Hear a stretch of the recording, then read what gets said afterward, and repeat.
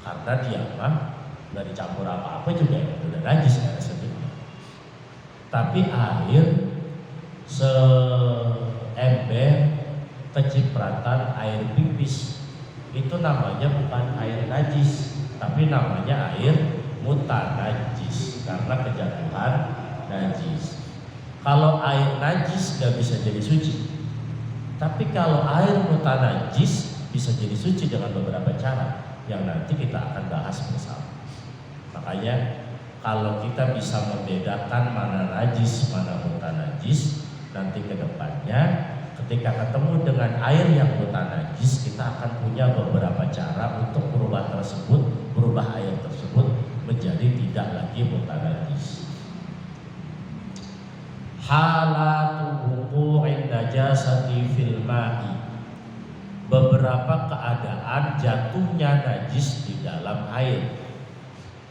Ini kalau ada kejadian air yang kejatuhan najis, itu seperti apa hukumnya? Maka yang pertama, idza kanal ma'u qalilan dunal qullataini, kalau airnya sedikit kurang dari 2 kullah, yatanajjasu mutlaqan bi mujarradi wuqu'in najasati fihi wa illam yataghayyar. Air yang sedikit yang kurang dari 2 kullah kejatuhan najis, maka air tersebut menjadi ikutan mutanajis mutlak, baik berubah ataupun tidak berubah. Ini udah gak keluar Todin suaranya. Mutlak ya, air seember kecil, kemudian kecipratan air pipis kita lagi di kamar mandi, maka air seember itu jadi mutanajis mutlak. Walaupun airnya nggak bau besi, walaupun airnya nggak berubah jadi kuning, walaupun rasanya tetap air putih, mutlak jadi air mutanajis kalau airnya itu kurang dari 2 kullah. Yang kedua, idza kana al-ma'u katsiran qullataini fa aktsar, kalau air tersebut banyak atau lebih dari 2 kullah, maka fala yatanajjasu illa idza taghayyara launuhu aw ta'muhu aw rihuhu walau taghayyuran yasiran. Ada air yang lebih dari 2 kullah, banyak airnya, sekolah kolomnya kalau orang-orang zaman dulu yang bisa semeter kali semeter dalamnya. Kemudian anak kita yang masih usia 2 tahun 3 tahun kencing ke kolom yang gede, cor ketahuan kita aja nggak jadi situ, pindahin jadi ke bawah kencingnya. Itu air yang sekolom gede yang 2 kullah, bagaimana hukumnya? Apakah najis atau tidak najis? Apakah mutanajis atau suci? Maka untuk menentukan air tersebut apakah masuk ke dalam kategori mutanajis atau suci, kita lihat air. Kalau airnya kita cium, nggak bau besi, satu lolos, seleksi nggak bau besi lolos. Seleksi kedua, lihat warnanya berubah nggak? Tetap penting warnanya. Seleksi warna dan seleksi bau lolos. Yang ketiga, cobain air. Oh iya, masih rasa-rasa air sumur, masih rasa-rasa air terang. Maka kalau tiganya tidak ada perubahan, air yang tadi banyak itu dikencingin, malah bukan kecipratan ya, dikencingin anak kita, airnya nggak berubah rasa bau dan warnanya, maka air tersebut tetap suci, mensucikan. Kecuali baunya nggak ada, warnanya tetap benar, pasti rasanya hijau benar, rada ada bau jengkolnya ini kecipratannya itu. Maka sekalipun perubahannya sedikit, walau taghayyuran yasiran, walaupun perubahannya cuma sedikit,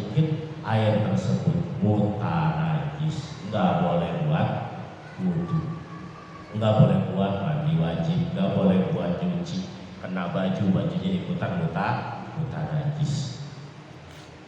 Gitu ya. Jadi kalau air sedikit mah berubah enggak berubah tetap najis. Kalau air banyak lebih dari 2 kula, kalau berubah baru buta najis. Bisa dipahami kira-kira. Kalau air sedikit berubah enggak berubah tetap buta najis. Kalau air 2 kula, kalau berubah doang baru jadi buta najis.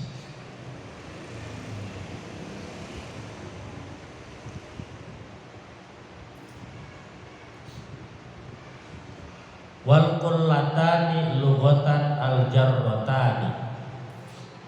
Apa sih 2 kulah itu? Dari ngomong 2 kulah aja. 2 kulah itu menurut bahasa 2 aliran al-azimatani yang besar. Wa syar'an ma waznu khamsu mi'ati ridlin baghdadiyyin. Menurut syara, air yang timbangannya 500 liter orang Baghdad. Pernah ketemu sama literan orang Baghdad? Saya juga belum pernah ketemu ya. Literan orang Baghdad. Karena kita madhab Syafi'i dia jadi kesono larinya. Au khamsun wasittuna wa khamsu mi'atin ritlan tarimiyan. 525 liter orang tarim. Kalau orang Baghdad 500 liter, kalau orang tarim itu orang Yaman. Orang Yaman 565. Orang Baghdad 500, orang tarim, orang Yaman 565. Kalau Indonesia nggak tahu. Indonesia apa? Maka Indonesia wabil maqayisil haditsati. Kalau kita kiaskan ke dalam ukuran kontemporer, ukuran zaman sekarang, maka 217 litron takriban.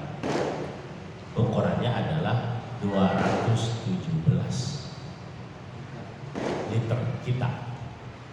Jadi kalau orang Baghdad 500, orang Yaman 565. Literan yang pakai standar internasional SI, besaran turunannya sudah pakai standar internasional, maka itu 217 liter. Kalau kolam kita mah di rumah diukur udah lebih dari 217, berarti itu udah 20. Wa huwa ma yusawi asyratan katin kama qala ba'du. Sama seperti 12 ceret. Enggak tahu nih ceretnya ceret siapa? Ceretnya ceret siapa? 12 ceret ya. Kalau ceret kita mah kecil malah ya. Ceret kita mah. Tapi ini dia ngomongnya 12 ceret, enggak tahu ceretnya ceret orang mana.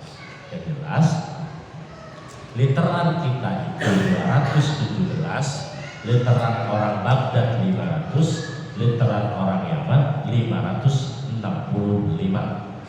Kalau diukur pakai sentimeter, maka 60 cm ke samping, 60 cm ke sampingnya lagi, 60 cm ke bawah. Itu airnya, bukan kolamnya. Kolamnya mah nggak apa-apa lebih juga. Airnya minimal segitu, 60, 60, 60.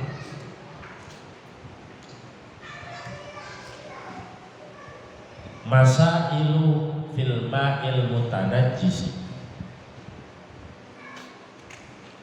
Beberapa masalah pada air mutanajjis. Idza kana al-ma'u katsiran wa waqa'at fihi najasatun walakin syakakna hal taghayyara amla fahal tajuzu thaharatu bi. Kalau ada air segelas, sedikit airnya, kemudian kejatuhan najis, kemudian kejatuhan kalau ada air banyak, air 2 kula banyak, kemudian kejatuhan najis, entah itu tiba-tiba ada anak bocah berak di atas kolam, kemudian ragu-ragu kita, apakah air itu berubah atau enggak? Dicium, saya nggak mau tahan. Dilihat, kayak nggak berubah. Dirasain, kayak nggak ada rasa tahinya. Ragu-ragu itu berarti. Apa hukumnya ragu-ragu begitu tuh?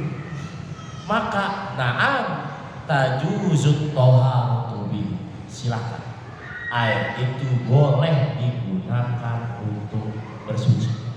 Kalau ragu-ragu, li'annal asla fihi toharatu, karena asal air tersebut adalah suci. Sebelum keberakan air itu suci apa mutanajis? Suci. Setelah keberakan mutanajis kalau berubah. Masalah ini ragu-ragu, dicium gak bau tai, dirasain gak ada rasa tai, warna airnya juga gak ada warna tai. Berarti itu ragu-ragu yang semacam itu dimenangkan hukum asal. Hukum asal itu hukum yang pertama. Kayak kita begini, kita udah wudhu, kemudian habis wudhu masuk masjid, dalam masjid ngomong begini, kita batal tak belum? Tuh, kita ikutnya batal atau belum? Batal atau belum ikutnya? Asalnya tadi apa asalnya? Asalnya belum, karena asalnya kita punya wudhu, cuma pas masuk masjid kita ragu-ragu, ini batal apa belum? Maka kita kembali ke asal. Itu kalau kasusnya awalnya sudah wudhu. Sekarang kasus lagi, dari rumah berangkat ke masjid sampai masuk rumah, kita udah wudhu tak belum? Kalau tadi pertanyaannya udah batal tak belum? Kita udah wudhu apa belum ya? Maka yang diambil mana? Belum wudhu, karena asalnya kita itu memang nggak punya wudhu. Kalau tadi yang awal, asalnya kita udah berwudhu, cuman ragu-ragunya batal atau tidak. Sholat maghrib, pas nggak tahu rakaat keberapa, terlambat. Kita sudah 3 rakaat, apa 2 rakaat? Kita tuh udah 2 rakaat, udah 3 rakaat, apa masih 2 rakaat? Mana yang kita ambil? Mana kita ambil? 2. Karena asal segala sesuatu sebelumnya, bahasa fikihnya al aslu baqa'u makana ala makana, al aslu al adam, asal itu tadinya nggak ada. Rakaat ketiga itu nggak ada, tapi kalau rakaat kedua kan kita udah yakin. Ya, kita bingungnya ini dia udah rakaat kedua atau udah rakaat ketiga. Kalau rakaat kedua pasti. Tuh, ya. Jadi kita ambil yang yakinnya, yang awalnya sudah wudhu, kemudian batal atau belum batal atau belum batal, wudhu atau belum wudhu, dan begitu seterusnya.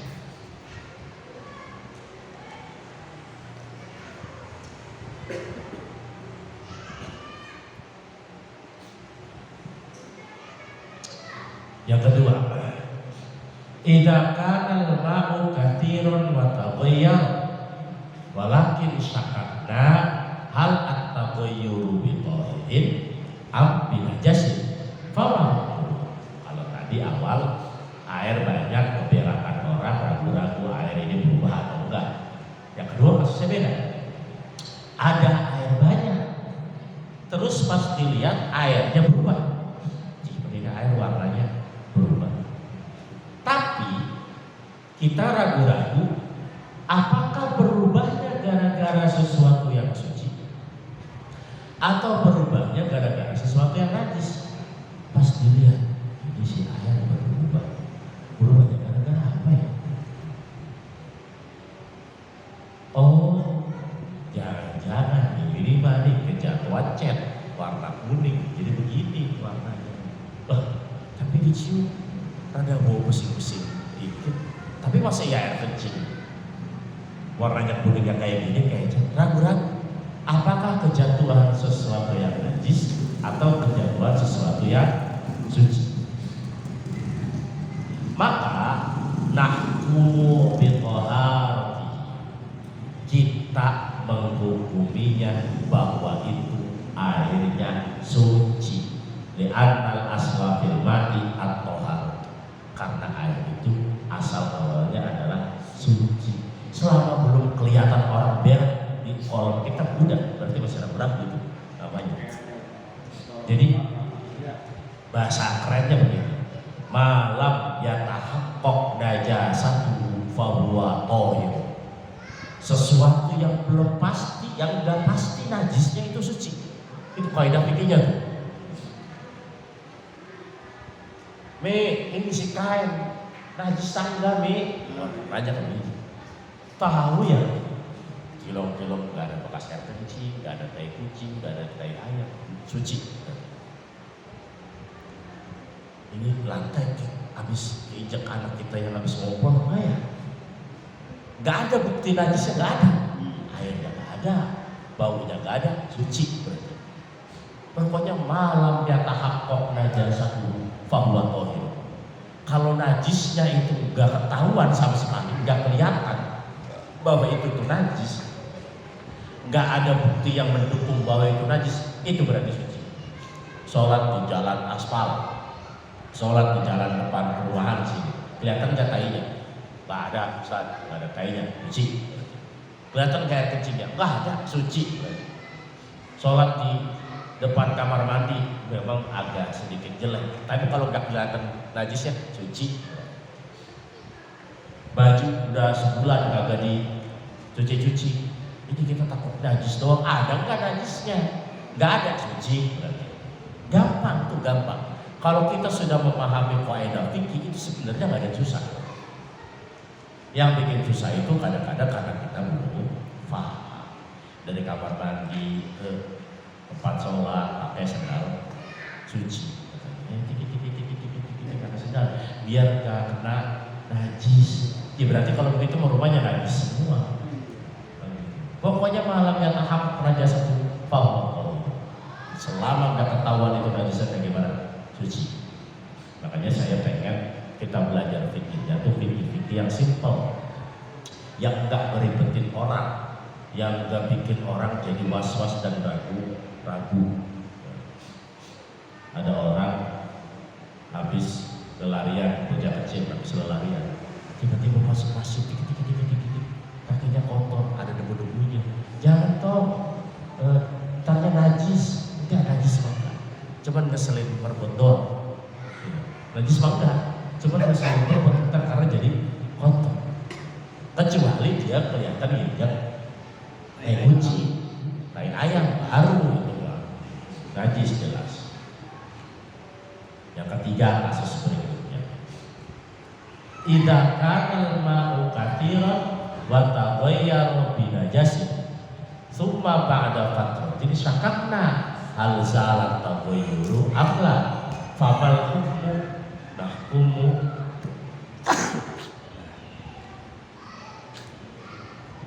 nahkumu bi najasati li annana tahaqqaqna an najasata.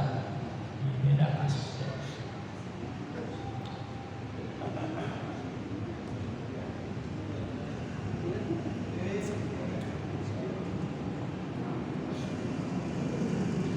Ada air banyak,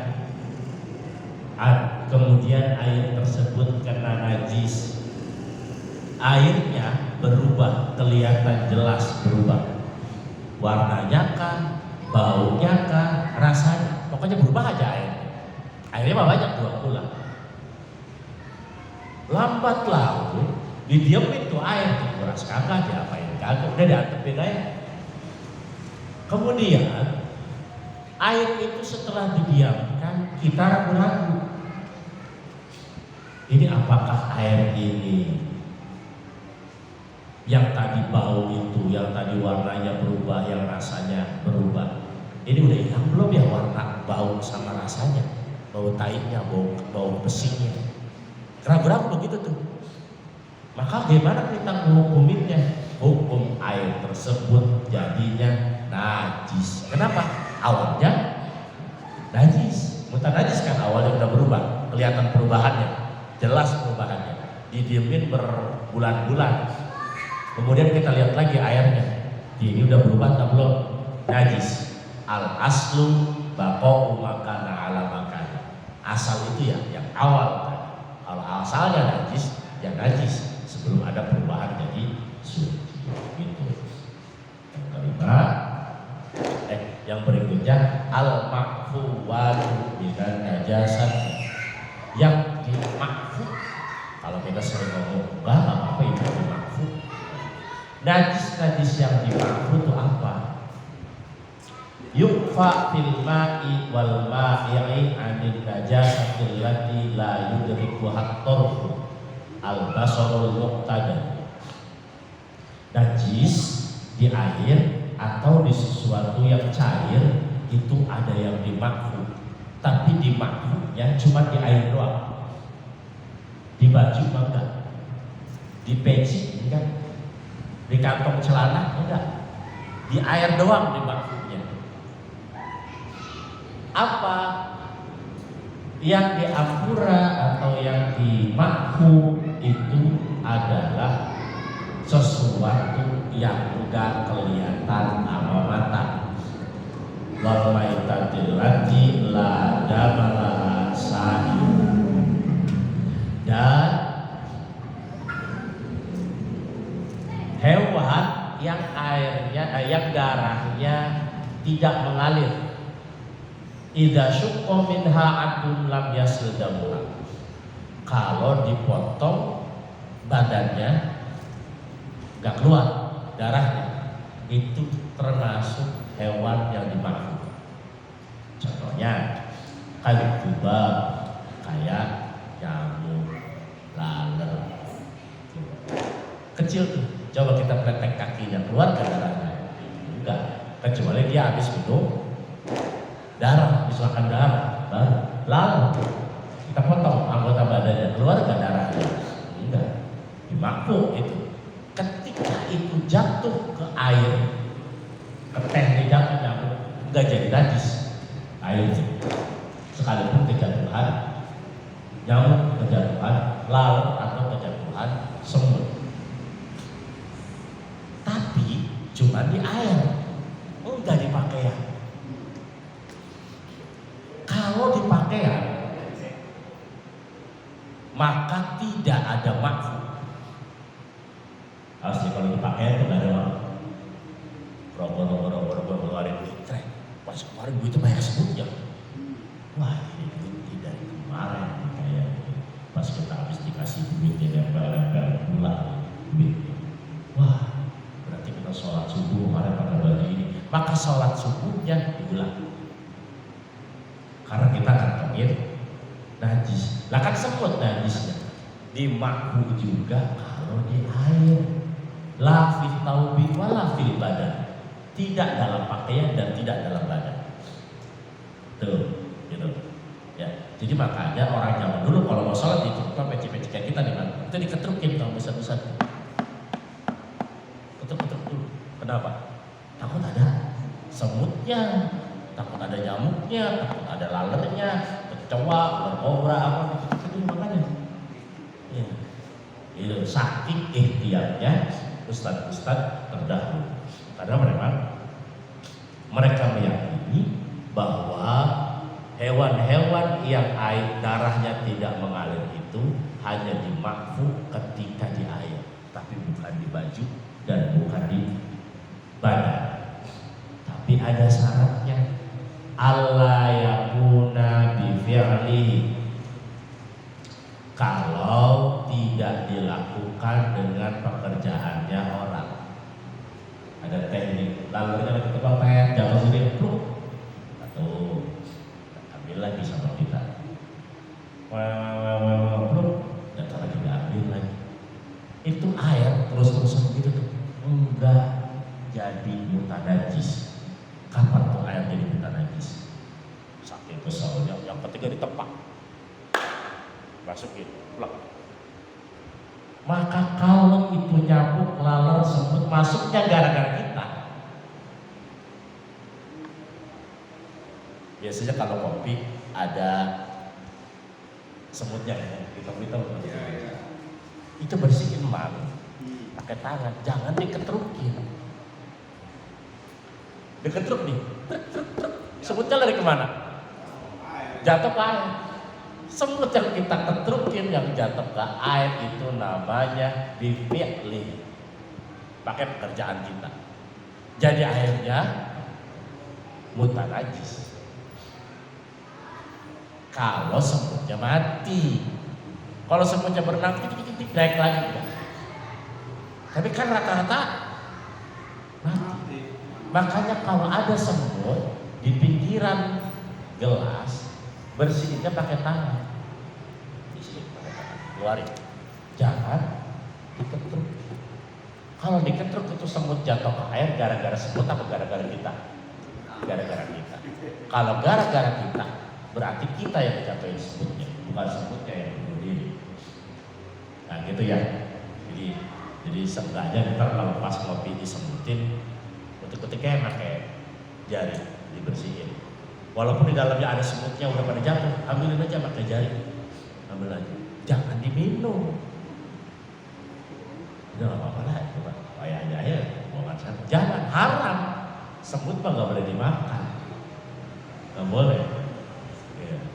Kecuali udah kita bersihin, udah bersih, diminum, nyapol ternyata di sini ada lalernya, nggak ketahuan lagi. Mau dibersihin, malah refleks ketelan, udah itu mah, itu rezeki, makan laler. Wa alla tughayyiru ma waqa'at fi. Yang penting airnya enggak jadi bau gara-gara ada bangke. Kalau semutnya yang jatuh cuma 2, enggak berubah airnya, tetap masih bau kopi. Tapi kalau semutnya 30 biji yang jatuh ke kopinya, pasti itu kopi baunya udah beda, udah rada pangseng gitu. Maka itu jadi mutanajis kopi. Jangan dipaksa ini. Begitupun sama laler. Kalau lalernya cuma 1, nggak apa. Kalau lalernya udah banyak 10, 15 di gelas kopi semuanya, 2. Khawatir kopinya sudah berubah. Ya. Yang paling sedap kan kalau kopinya masih penuh, ya kejatuhan laler. Nah kalau belajar dari kasus itu, itulah kenapa Tuhan itu di Al-Quran surah Al-Baqarah itu menceritakan tentang laler, semut, nyamuk, itu menceritakan tentang itu. Jadi orang-orang kafir itu ketika Tuhan menceritakan itu, orang kafir ngomong begini, la yastahi ayyadriba mathalan ma ba'udatan fama fawqaha. Atau orang kafir, Muhammad, apa kamu gak malu apa? Tuhan lu masa bikin contohnya semut, contohnya nyamuk, contohnya lalu. Emang gak ada contoh yang lebih hebat? Atau orang kafir, katanya Tuhan lu hebat, contohnya semut doang, contohnya lalat doang, contohnya nyamuk doang.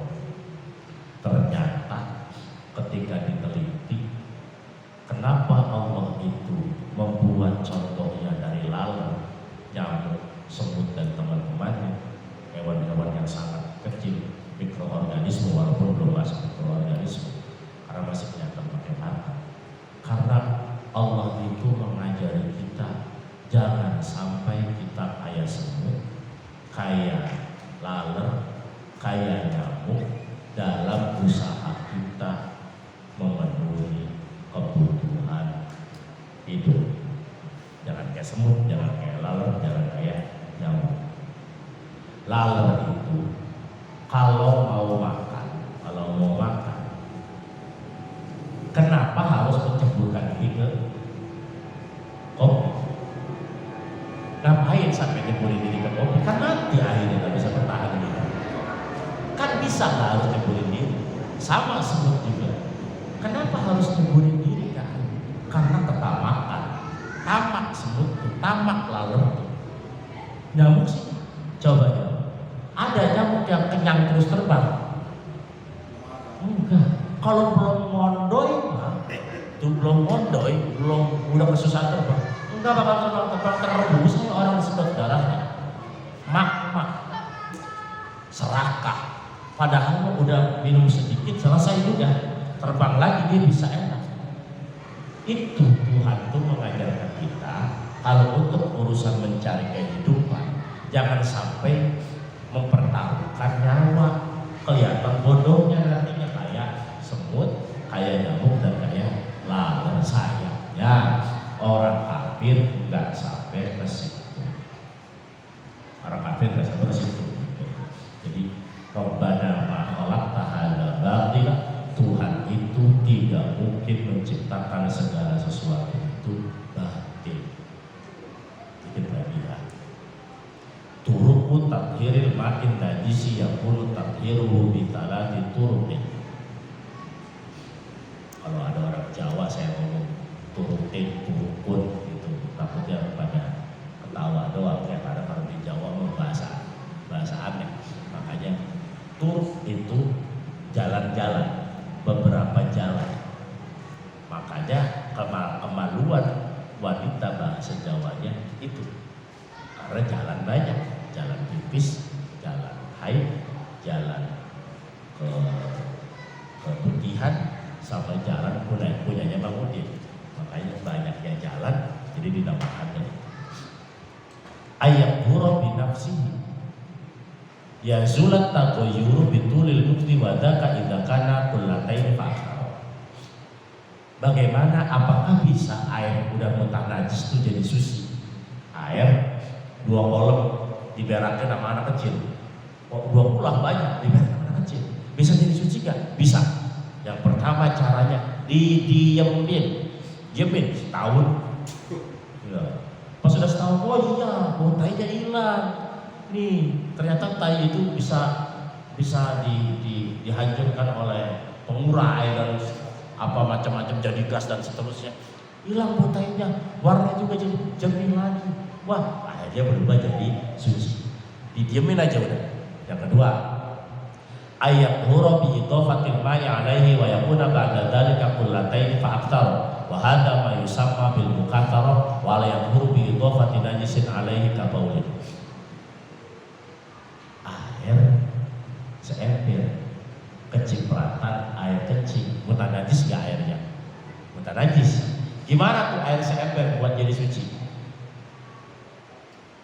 Tuh air seember gimana caranya buat jadi suci? Caranya air seember kita potong, pindahin ke kolam yang banyak, yang airnya banyak, kalau bawa pulang, cemplung ke dadak situ, blok. Udah cemplung, udah jatuh, ambil lagi sama kita, udah suci.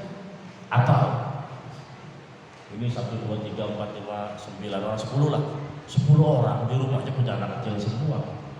10 orang itu embernya semua jadi kencingin semua sama bocah itu. Itu gimana caranya? Itu air yang seember-ember kita banyak itu supaya jadi suci. Kumpulin ember semuanya, gabungin jadi satu, biar jadi 2 kulah lagi.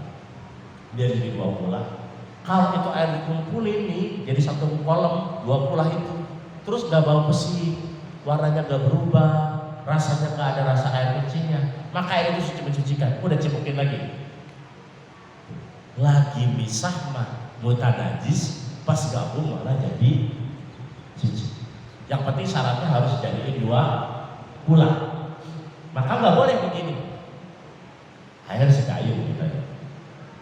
Lagi jebuk air sekayung. Anaknya kecerai, nyimpan ke air sekayung. Kata si Ustaz ini gabung sama air yang banyak dari sini. Pindahin ke ember, cek.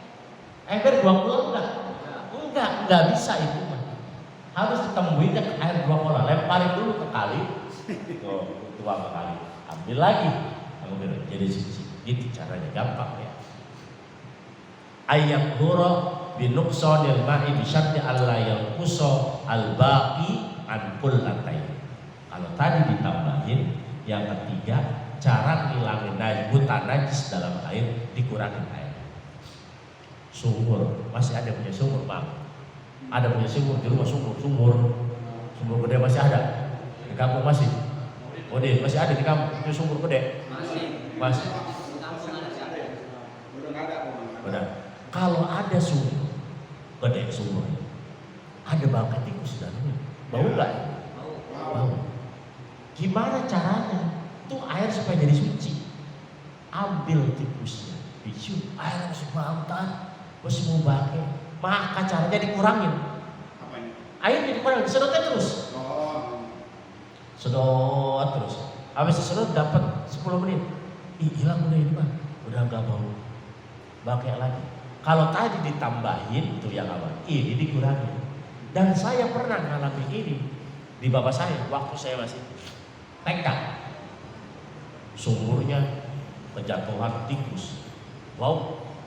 Tiba-tiba bapak saya pakai jet pump. Keluarin kuras airnya. Coba cium masih mau pakai, udah enggak? Oh, udah enggak. Udah. Berarti udah suci. Tuh. Yang pertama cara menghilangkan bekas najis didiamkan. Kalau didiamkan sudah hilang, suci. Yang kedua ditambah supaya jadi 2 tulah suci. Yang ketiga dikurangin airnya biar baunya, biar warnanya, biar rasanya normal lagi. Kama qala shalihu sunnati subhan Allahu Ada pertanyaan atau doa dulu kali ya? Dan ngobrol-ngobrolnya enak gitu. Al-Fatihah. A'udzubillahi minasyaitonirrajim. Bismillahirrahmanirrahim. Alhamdulillahirabbil alamin. Iyyaka na'budu Iyyaka na'budu wa iyyaka nasta'in.